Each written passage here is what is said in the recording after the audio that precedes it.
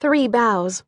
It should have been 2, but Mama stole the last one, pulling us back on stage as the applause drizzled away, leaving us to slink off in silence.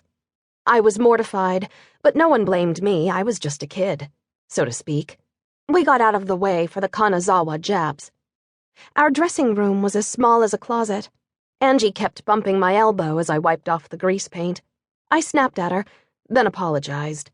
She was a good kid, wiser than her 17 years, and a good friend since she'd joined the Little Darlings a couple years back. The closet wasn't her fault. Fact of the matter, it was better than most I'd seen growing up, with electric lights and heat and toilets in the basement. The Crichton, like all Orpheum Circuit theaters, was big time and pretty decent, all in all. But even a headliner's dressing room at the Crichton would have been seriously crowded, with 9 of us struggling to change to street clothes. At last I escaped, my coat over my shoulders and Angie at my heels. "Lordy mercy, I could use a drink," she exclaimed, uselessly since we both knew my bottle of hooch was empty, and neither of us knew Omaha well enough to find a speakeasy that would admit 2 girls who looked 15. 3 shows! Whew! "Many's the time I've played 4 or even 5 shows a day," I said, "and in theaters without dressing rooms at all. We're lucky to have made big time." "I know," she said, but she didn't really. We threaded our way down the narrow passageway choked with crates, props, barrels, and paint cans. Angie caught her foot in a coil of rope and dislodged a rat. She smothered a scream as it scurried ahead of us and disappeared into the shadows. "Yikes! Where's the cat circus when you need 'em?" I said, immediately regretting the little quip when I saw the quiver in Angie's lip. She was sweet on the young man who managed that act, and we hadn't shared a billing with him in many weeks.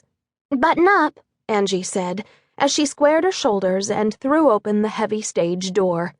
March in the Midwest has its pleasant days. This wasn't one of them. "I'm going back to Mabel's," I told her by way of an invitation. "I snitched some rolls and chicken legs when no one was looking. Enough for 2. The alley was muddy and littered with broken glass.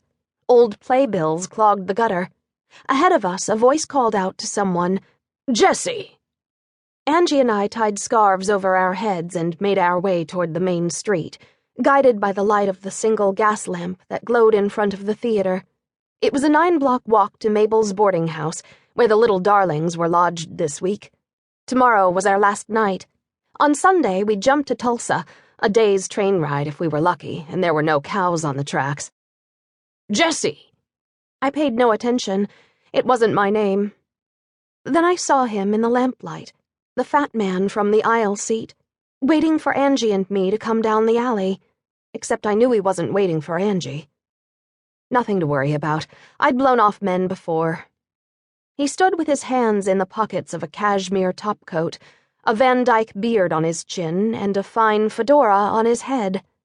"Jessie! Jessamine Carr!" he said as we came closer. I gave an exaggerated look over my shoulder, shrugged, and attempted to walk past him. "Wait! A moment, please. Just a moment. I recognized you from the audience, Jessie. You remember me, don't you? Uncle Oliver? Of course you do."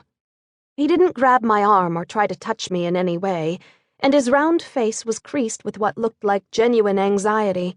Maybe, just maybe, he was legit, and I didn't want to be unkind. I decided to play it straight. "I'm sorry, sir. You've mistaken me for someone else. Excuse us, please." "No, I can't be wrong. You're Jessie Carr. Even after all these years, I'd recognize you anywhere. The auburn hair, the eyes, the freckles." His sincerity was unmistakable, and I felt a stab of sympathy for him. "Look, Mr. Oliver, I am sorry, but honestly, I'm not your niece. I've gone by a lot of names in my life, but Jessie was never one of them. I guess I look like her, but you know what they say. There's a double for every one of us somewhere in the world." His expression was almost comical with disbelief, and he seemed to grow smaller, like a round balloon with some of the air let out. I felt sorry for him. "Is your niece in vaudeville?" "Oh, no. At least, not that I know of."